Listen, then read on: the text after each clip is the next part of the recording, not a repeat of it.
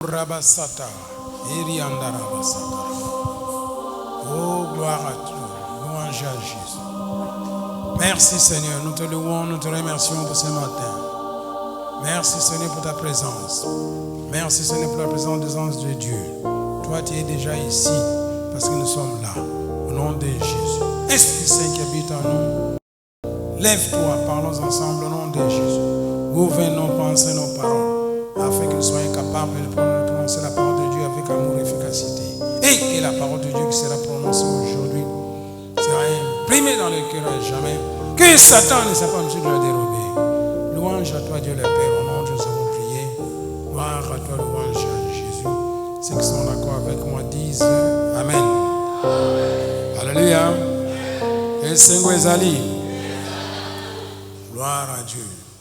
Mikolo Tokoye Kola, Nenge, celui qui m'a précédé, à Ibisibino, un cantique nouveau. Dans ce monde actuel ici, dans mon kilo, il n'y a pas de problème, il y a un dengue et un dengue. Donc chaque jour, pendant Jésus a kende, ma promesse à rare. Et botama sous ming. Maintenant, il est pratiquement impossible dans l'homme de Dieu à résoudre le problème de sona. Zoyoka. Moussous a pas problème sentimental, moussous a affaire, moussous familial.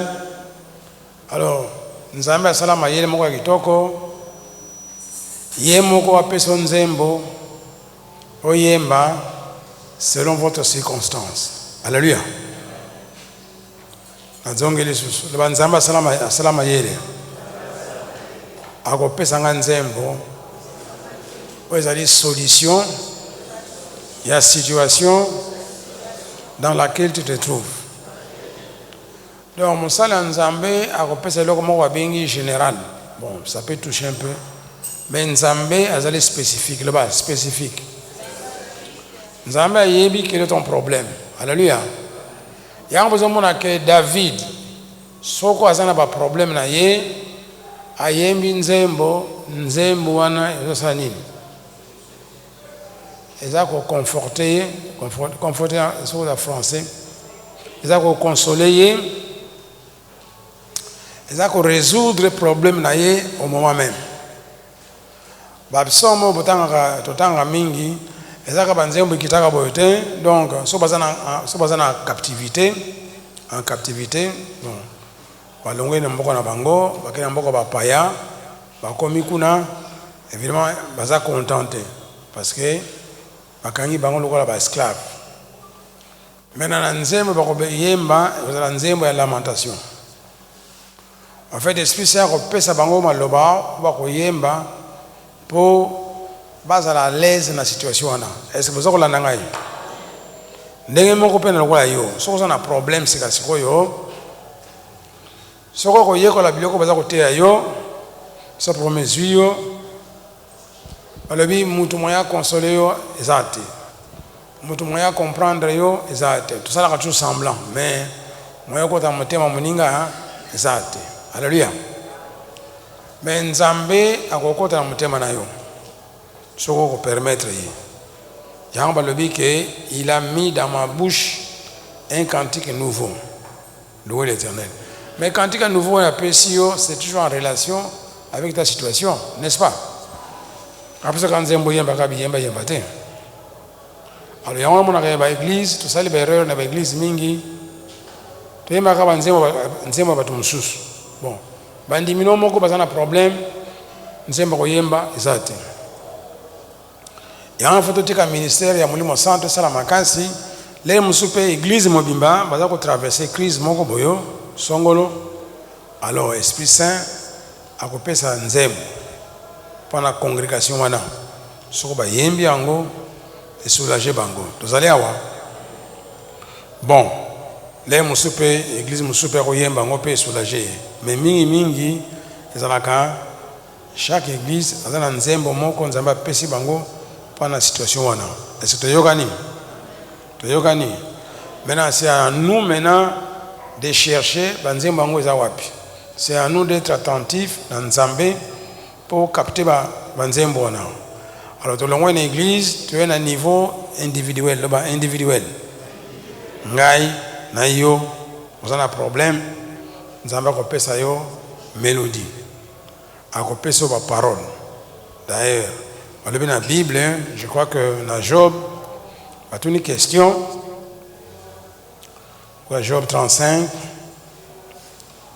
batuni question batuni où est ton Dieu moni, où est ton Dieu. Donc quand tu as des problèmes nzambe no fazala boite soko nzambe no azate mutakopesa solution azate. Bon, il y a des moments où Dieu peut utiliser quelqu'un pour te consoler, mais tu as limité. Tu as Job 35, tu as makambo. Bateau bazaki avant biso, bango pe bazaki na nzambe na bango.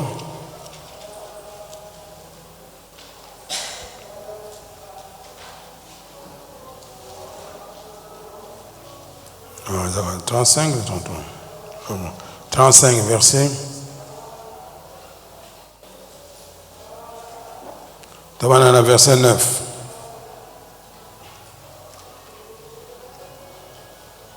Donc naza ko loba makamzo yeko na mikolo yo toli ko yemba nzembo ezali solution wana yo. Alléluia. Toyemba ka yembi yembete lokola ezali kala ozoyemba nzembo kutu makambo yebo ozoyemba yebite mais ozoyemba ka fo yemba. Et puis ndenge tosalaki ndenge wana on n'a pas permis aux fidèles de s'exprimer personnellement. Ezana makambo tonda na kati na yo fo le bon nzambe. Ezana makambo nzambe tia na kati na yo alinga yo kango. Bote. Mais surtout oyemba ka ensemble moi yo loba ezate olanda ka ngana koloba. Ya ngomena to komisiko yo so ngana yembi na tiki po yemba. Aux occasions ya ko bimisa o ezana kati na yo. Alléluia. Donc moi na suka na Ephésiens mais je vais vous montrer que nzambe ko peso nzembo spécifique. Nzembo ekokani na situation ozanango. Le banzembo ekokani na situation ozanango. Balebi c'est Dieu qui console. Ayebi yango malamu. Atotangi na Job 35. To bana na verset 9. Verset 9. On crie contre la multitude des oppresseurs. On se plaint de la violence d'un grand nombre. Mais nul ne dit où est Dieu mon créateur. Donc lelo faut le ba azawapi. Soko bengiye akoya ko consoler yo malgré ba oppresseur malgré ma difficulté. On crie contre la multitude des oppresseurs. On se plaint de la violence d'un grand nombre. Bon, voilà des problèmes à Zanango. Bon, problème nous ça problème. Le bi nul ne dit où est Dieu, mon créateur. Qui inspire des chants pendant la nuit. Bon. Qui nous instruit plus que les bêtes de la terre et nous donne l'intelligence jusqu'aux oiseaux, plus qu'aux oiseaux du ciel.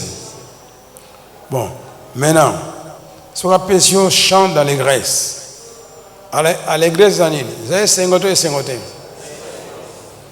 Allégresse d'aller plus que sengo. Sengo, je ne sais pas comment on décrit. Sengo et sengo. Maintenant, sur la passion nzembo na oyembi yango, so ça qui a problème.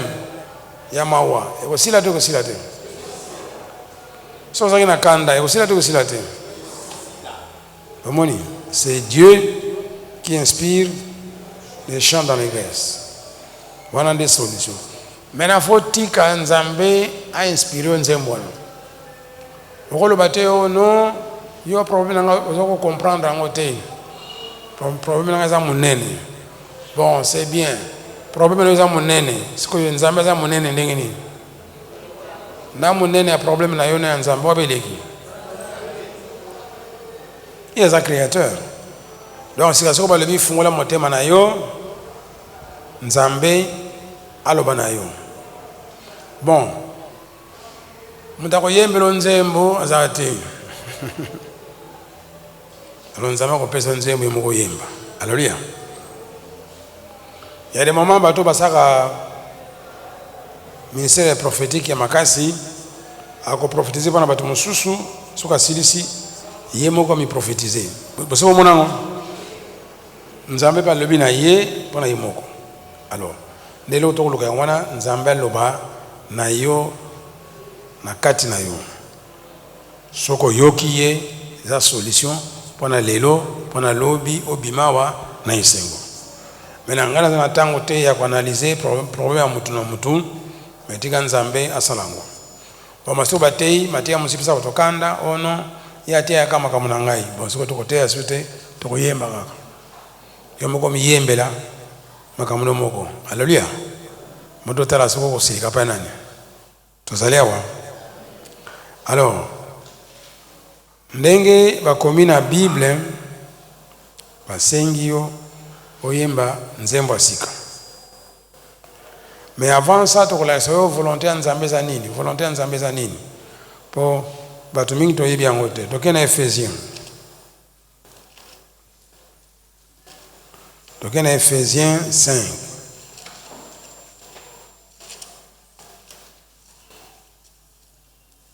Faut y avoir avant pour makamano c'est nécessaire. Tant pour expliquer parce qu'on est en retard. Mais on comprend makamano ça là yango te. Bon, Ephésiens 5, dans verset 15. Ephésiens 5, dans verset 15, le Bible, prenez donc garde de vous conduire avec circonspection, non comme des insensés, mais comme des sages. Rachetez le temps, car les jours sont mauvais. Bon, rachetez le temps. C'est pourquoi le Bible, ne soyez pas inconsidéré, mais comprenez quelle est la volonté. On comprend nini. On comprendre nini. Parce que la volonté du Seigneur, il y a un débat qui pèse aussi comme ça. Là-bas, mais comprenez quelle est la volonté du Seigneur. Bon, première volonté, il y a le nini. Ok. Là-bas, ne vous enivrez pas de vin. C'est quoi? Donc, première volonté, il y a tika ko langwa. Mais à nini, soyez au contraire nini. La volonté en Zambé. Volonté en Zambé. La lingina ça la rempli de l'esprit. La lingina ça la rempli de l'esprit.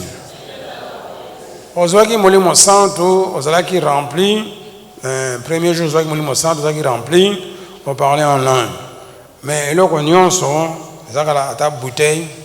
Sorti mai na bouteille. Ata on met en côté après 4-5 jours, on a mai wana ezako diminuer. Bote ezako s'évaporer. En côté. Oh, vous allez voir. Bon mayambula ko yana mabele si la rande. So mo yé chauffé et s'évaporer non. Donc ce que je onction liboso au sepeli de konangai avec le temps onction ezako sila. Pas n'a pas problème ezako zoango. Donc il faut chaque fois renouveler l'onction na yo. On va nous la remplir constamment. Yanga le bien. Donc soyez au contraire quoi remplis de l'Esprit Saint. Donc vous allez remplir constamment. Vous allez remplir par la liboso. Je vous ai molimo santo parler en langue. Soko tiki onction est ici. Mais il faut battre l'ango. On va recharger chaque fois. C'est ça. À ta téléphone, il faut recharger il faut téléphoner. Après, on a comme la lobat. Lobat, vous voyez bien. Alors, il y a des gens qui tant qu'on le en langue, on a chargé. Et puis après, on comme lobat. Pour comme la lobat, il faut soyez remplis de quoi? Et bien, c'est que la masanga. Donc, lobat, il y a Noki. Donc charge n'a aussi la noki. Ça est là comme le contraire. Bon, ce qu'on dit charge si la nokité, Soyez remplis de l'esprit. Vous allez remplir de l'esprit. Vous allez remplir de l'esprit. Si on s'en va le Billy Cambo, il explique ce qu'il faut faire. Le Bapona allait remplir de l'esprit. Le Bali Cambo Liboso. Pesant la Bible, lui second, version 21. Ça, nogi. La Bible, ça t'est. Pesant. Bali Balaksayo, Nengino Kosala, Potikala, rempli. Écoutez, Mickey.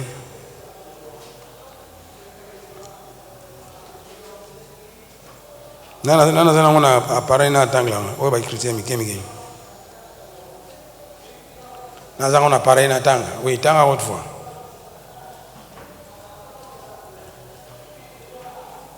Job 35, 9. Éphésiens 5, 19. Ah, qui est prêt pour lire ça? Lui, c'est 21, exact. Mais lisez. Dites-vous des psaumes. C'est là, tellement. Banana 18. Ne vous enivrez pas de vin, cela mène à la débauche. Soyez au contraire remplis de l'esprit. Bon, c'est là, pas précis, ordre. Soyez. Ce n'est pas un ordre. C'est une obligation. Soyez au contraire quoi? Remplis de l'esprit. Maintenant, bazako loba ndengino ko sala po komanini rempli de l'esprit. Bien o tikala toujours rempli de l'esprit. Ko sala ndengini. Loba na ko sala ndengini. Pona tikala rempli de l'esprit. Loba na ko sala ndengini. Pona batterie na ngai e comme loba tete. Loba na ko sala ndengini. Pona batterie na ngai mulimo. Et comme à l'obat, chaque fois comme il l'obat, au fond de nzela pour na Satan attaquer. Au moins, il y a un moment où vie na bango spirituel, lelo a sepeli, lobi a leli, donc haut en bas. Pendant nini, il reste longtemps l'obat, Satan attaquer. Le bana ko sala ndenge nini, pendant ko charger, batterie na nga mulimo. Maintenant, nous avons sa solution. Dites quoi? Dites-vous des psaumes. Bon, là-bas, dites-vous des psaumes. Donc, si vous allez remplir de l'Esprit Saint tout le temps, là-bas, il faut que psaume. Maintenant, quand on dit dites-vous, vous allez belé. Alors, tout le temps, on a singulier. Là-bas, singulier, on va dire. Dis-toi. On va dire. Mais le mango singulier au lobanini. Pas dites-toi, le bas dis-toi. Nana au loban. Et pas yanani. Pas yanzambe. Le bas dis-toi. Celui dis-toi, aux autres pas yanzambe. Mais pourquoi le yanzambe? Le bas dis-toi. Des psaumes. Donc, banda ko loba yomoko, omi lobela, ozo ko loba na yomoko. Ba psom, ozo ko yoka. Première solution ba pesio pour tikala rempli de l'Esprit Saint yangwana.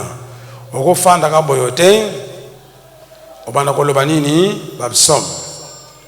Après psom nini sus. D'hymnes et de cantiques spirituels. Bon ba hymne ba cantique spirituel. Nini sus. Chantez et célébrez de tout votre cœur les louanges du Seigneur. Bon, verset Moussouba Lebi, musique. Pas une bâtie musique na mélodie. Dans la Bible, on a comme musique bien mélodie. Dans la Bible, donc, ce qu'on fait, dit boyo, il y a de temps en temps, on a la musique à Yomoko. On va pas inspirer. Ça fait partie. Tanga. bolendisana na miziki pe na banzembo ndenge na ndenge. Bon, ok musique. C'est quoi musique on a n'am de betango orchestre. Non yo moko mungongo na yo justement zanini instrument ya musique. Amoni. Ah wa bino bo son baka ba disque ba artiste chrétien. ndiko na ngai yo moko za artiste chrétien yema banzembo no moko donc au sala musique na voix na yo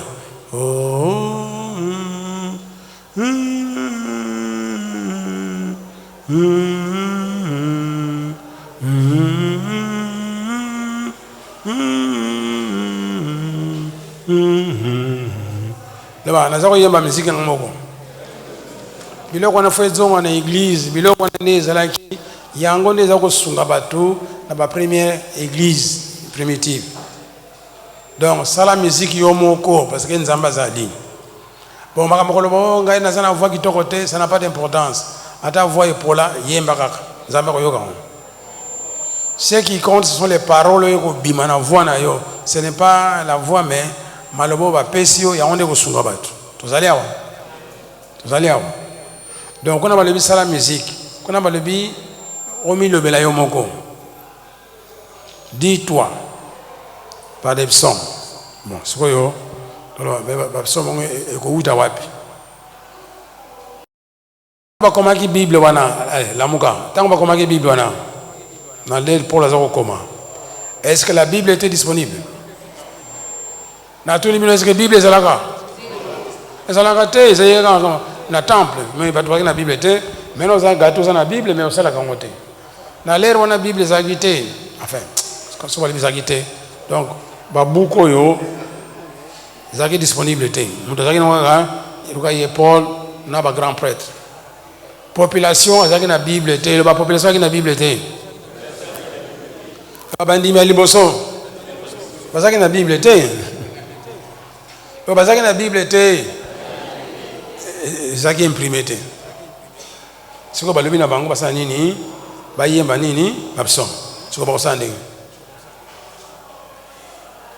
awe commence au église ka bapese recueil de chansons bapese au cantique bon toko yemba nzembo numéro 4 sima nango toko senga na mama bidie atombola nzambe sima nango to yembi su cantique numéro 6 nde tokozwa mabonza alors batu ba koma esclave ya banzembo wana loba esclave ya banzembo wana on leur donne pas la chance de s'exprimer bango moko na kati na nzembo nzamba pesi est-ce que vous comprenez maintenant loba donc cantique ça m'a bêté si tu n'as rien tu peux avoir ça pour commencer mais il y a des moments où on a que olingo loba makambo na nzambe ozoli ko loba makambo mais oyibini ko loba ngote mais on a que otoni sami na makambo na sa santa lengwana ana sa santa kaza makambo bela ingi loba na nzambe mais on dirait ils ko sila te batumi sa to ka bino zabino makambo te to za na makambo loba na nzambe te oyoki bien to za wapi donc za makambo na kata motema na yo olingo loba na nzambe mais on a que ozo ko loba on dirait zo sila te bien sûr comme moyen le bango mais izate olingo lo makamano pa nzambe balebi amen amen bon to comme le ma bonza siko ba ko peso tangu yo fungola munoko na yo lo makamano nyonso bombana na kati ya motema ne wana na onza mazo ko pesa yo po okoma pepele le bana koma pepele le bana koma pepele ezana makambo yo zana ngofo le bango pa nzambe oyo malamu. Le bien français épanchez votre cœur. Donc tobola motema na yo makambo bima. Makambo ngo ezala makambo malamu, ezala makambo ya pasi, lo baka na nzambe. Ya yini ngote. Oza malade, oza malade. Oza na fatigue, oyebisiye. Bon, le oza na ba complexe. Omona que oza no kitoko te, yebisiye nyonso wako. Balobi vider ton cœur, bote. Là-bas, dans le quartier, bato balingaka yo te yebisai donc bakopesa yo mais mingi dans l'église on donne pas la chance aux fidèles de s'exprimer nzembe ko yemba yebani puis bakati babani makabo babona mundima yebo yo motema etonda na makambo azonga na mosusu yanga balobi ke dis-toi yo moko loba pour comment soulager. Tu es malam. Si vous motuna tunanga na kusoma kamongo wapi? Tunanga na kusoma kamongo wapi? tamusu baza kutuna te donc to umeli pe mingi awa fo bana ko loba yo moko pa nzambe tunanga na ko loba makama na ko loba na ko zongo wapi bon to tangi Somme 40 Somme 40 Somme 40 Somme 40 40 40 Somme 40 verset 3. Bon mon église au Nouveau Testament okoyembaka banzembo bato musu te. Et c'est pour comprendre que batu ya église primitive banzembo baza koyemba bazaki na cantique te bazaki na Bible te baza koyemba directement nzembo mulimu sanda pesi. Alors on va faire l'exercice ça et puis on va faire la pratique tout le monde. Alors dans le biza année à restauration la nouvelle direction. Au moins na soko yembi ndenge wana ba ouf okomi soulagé. Vous allez voir soko kotosa. Tanga Somme 40 verset 3.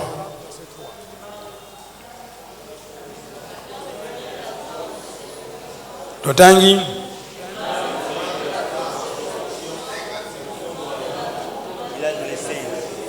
lisez. Totangi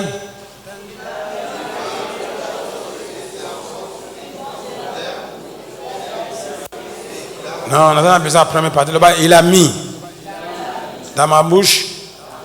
Atieni. Hein? Bon, ça dépend. On me 4, on me 3. Bon. T'as la Bible là, yo. Sur 3, t'es à 4. Là-bas, il a mis dans ma bouche, nini. Qui a mis ça? Qui a mis ça?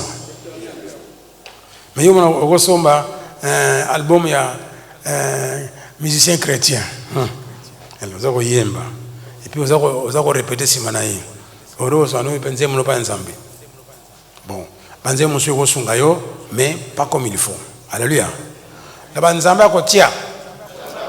Na munoko nangai. La ba kotia na munoko nangai. Un cantique nouveau. Donc au yemba ngo jamais. Le ba na yemba ngo jamais. Le bis nouveau le ba na yemba ngo jamais. Donc à côté nzembo wana ebala na situation na yo. Vous allez avoir. Bon, musana biso wa toko aider yo pour démarrer na likambongo. Ezana ngomina pasité soko lingi e kosala. Toko benga bato ba ya liboso ba kosala ngo yo moni puis yo sali. Soko église nyonso mundimi moko azako loba makamu na ye nzamba tina kati na ye laba moto epeli. Moto epeli. Malobo to ko loba nyonso wana e ko résoudre ba problème ezana sikoyo. Alléluia. Parce que wana babengi za banzemo moko prophétique. Ye nzambe akopesa maloba gabi pesa te akopesa maloba oyo ko résoudre makambo ezali aho. Sozana mawa epesi sengo, sozana sengo epesi allégresse, soko ibelo ko salate ba yebisio. Alléluia. To lingi église babengi les gens participent. Les gens participent. Donc il peut participer, ils sont fani kona kangana salama kama kala kola acteur. Yo admire ngai. Ale bilo kwa ni si.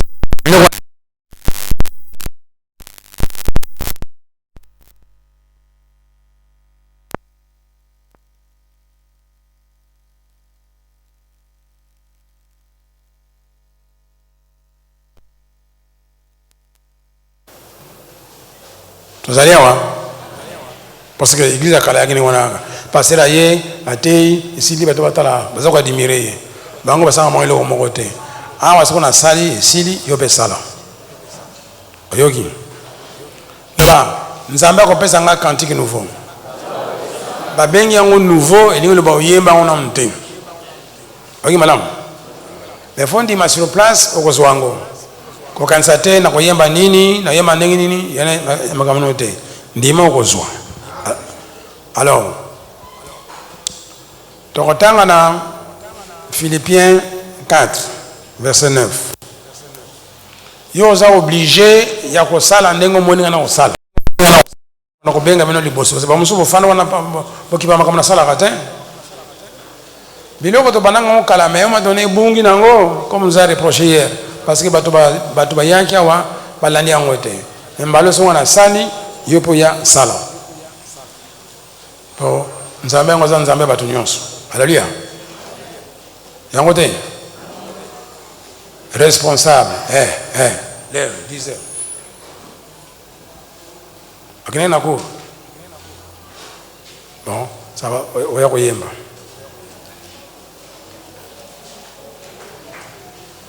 Philippiens 4 19 totanga ndambu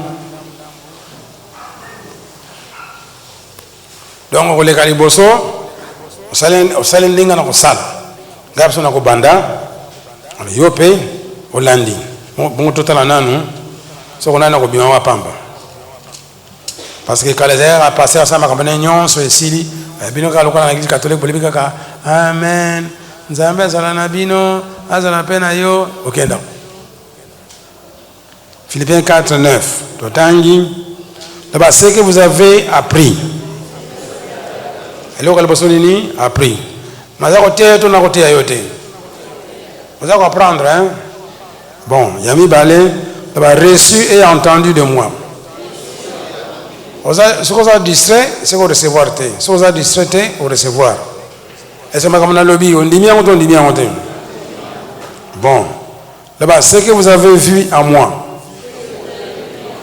bon moi non te mais na sala musika sikoyo donc ndinga na ko sala soko moni ngai tanga na ko sala ngo fungula misu da na ko bana hotel ma pomo na bien ndinga na ko sala soko na silisi yopo sala ndinga wana soko malamu alors soko sala ndinga mana balobi nini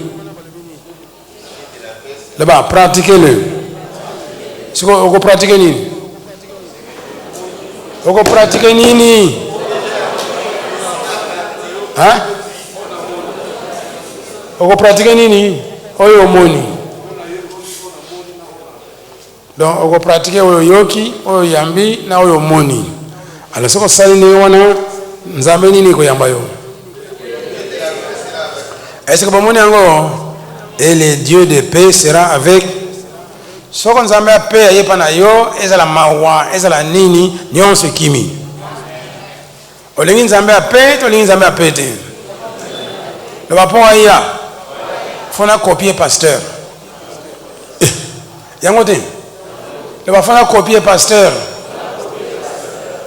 non baza ko ba avec hésitation le ba fona copier pasteur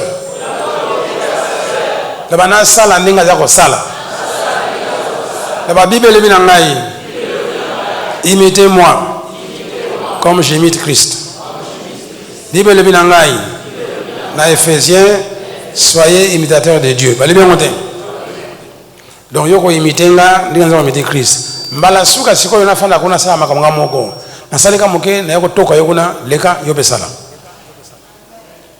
bo fanda kaka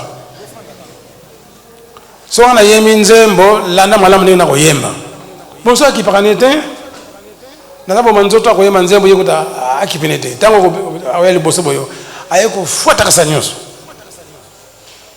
on dirait mtazala kawate là-bas pratiquer on a ko sala là-bas année de restauration nouvelle direction bon ça va parce que yo talanga malamu na sali kamoko songolo on na yemba so na sisi ko yemba na poni yo sala ndenge na yembi alors ba mélodie to bandaka toujours na ko sala to benga nzoi to nazie c'est pour permettre na montu oyebi mélodie te mélodie wana écoute la yé alléluia tout à l'heure si j'ai entendu mélodie c'était pas bien je vais corriger encore bon tongola maboko na yo nzembo to yembaka aller vers le Seigneur parmi les chants de l'église na lingo kanga melodi yango malamu alapana ko ido kanga melodi wana na koyema na nzo ibio na ko naziye bon tomola maboko na yo ok là ok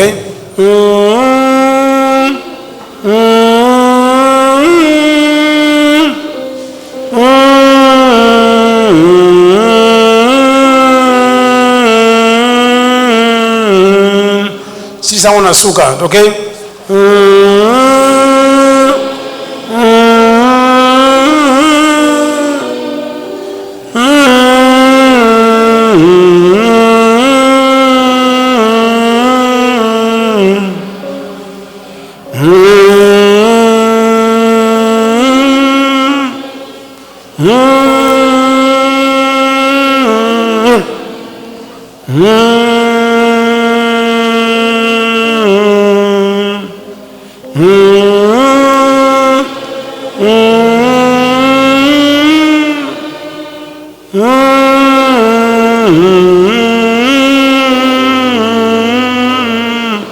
Je crois qu'il y a une mélodie.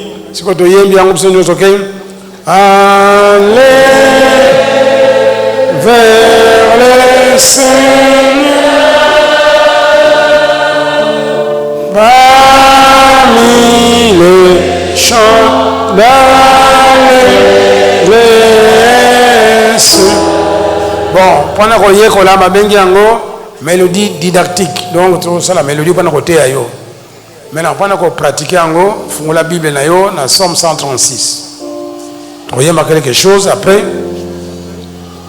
Si on a reçu mal le bas, on est dans la Bible, na balisi ango, na mélodie wana. Donc, nous sommes allés à l'Ebosso. D'ailleurs, dans une semaine, nous avons une chaîne de prière. Wana, nous avons attendu le belé. On va battre ma gana, ma bombe, na ma coin, nous devons aller à l'Ebosso, tout tard. Je suis 50 ans et je suis Somme 136, tout le monde est en haut. Tout le monde va couplé. Donc, yo l'andang parce qu'après on les gars les bossons. Ok? Allez vers le Seigneur parmi les chants d'allégresse. Louez l'Éternel, car il est bon, car sa miséricorde dira toujours. Louez le Dieu de Dieu, car sa miséricorde dira toujours. Allez vers le Seigneur parmi les chants d'allégresse. Verset 3. Louez le Seigneur des Seigneurs, car sa miséricorde dira toujours. Celui qui seul fait de grands prodiges, car sa miséricorde dira toujours. Allez vers le Seigneur parmi les chants d'allégresse. 5. Celui qui a fait les cieux avec intelligence, car sa miséricorde dira toujours. Celui qui a étendu la terre sur les eaux, car sa miséricorde dira toujours. Allez vers le Seigneur parmi les chants d'allégresse. Tofandi, si on aime oyembi cantique nouveau, pour oyebaki en côté, mais on a la chance, Bible est sur maloba. Alléluia. La Bible est sur maloba. Parce que ce qu'on a oyemba, la maloba nanga moko. Son olbia yo moko donc écoute ambuli mon centre. Bon, na kala bazaka na Bible était bazako yemba directement sous l'inspiration de l'Esprit Saint. Boté. Ce qu'on dit tout ça na Bible, tout ça ni. Totika Bible beto kipe Bible. donc nzembo koyemba maloba bakopesa yo na molimo santo mutu na mutu kozwa maloba na ye oki malamu kotala moninga te malgré cela tozaka na besoin ya bible donc eza lokolaka prophétie loba prophétie okoyeba makambo koloba te ofungolika monoko esprit atie makambo obande koloba toyokani mais il faut yebima makambo yango alors soki oza komitungisa ozosala bacalcul okoka te fungolaka monoko balobi ouvre la bouche grande je la remplirai yango te bon so ngai na kosala exemple ngai moko osala exemple balobi ce que vous avez vu ce que vous avez appris de moi balobi pratiquez-le bote bon bino boyemba nzembo wana so boyembi alors ngai nalobi makambo allez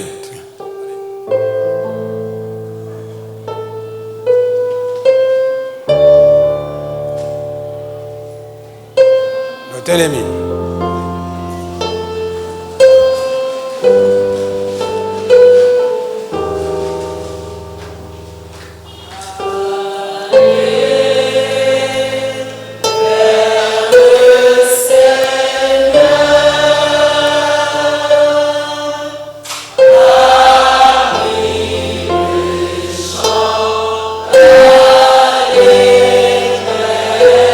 Sorry.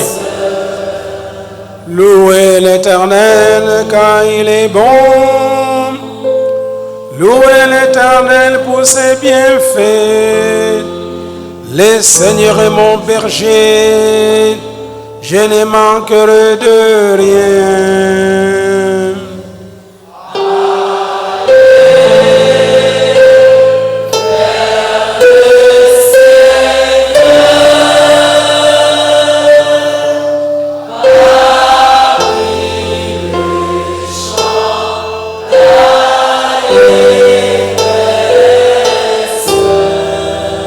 Louez le Seigneur au peuple de la Flaine.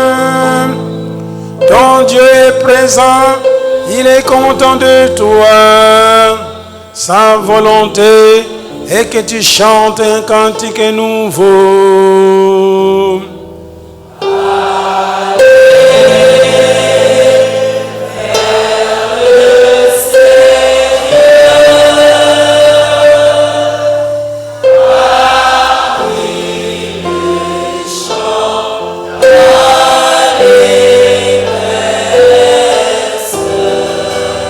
Merci Seigneur des Seigneurs, l'heure est venue et il est maintenant où les vrais adorateurs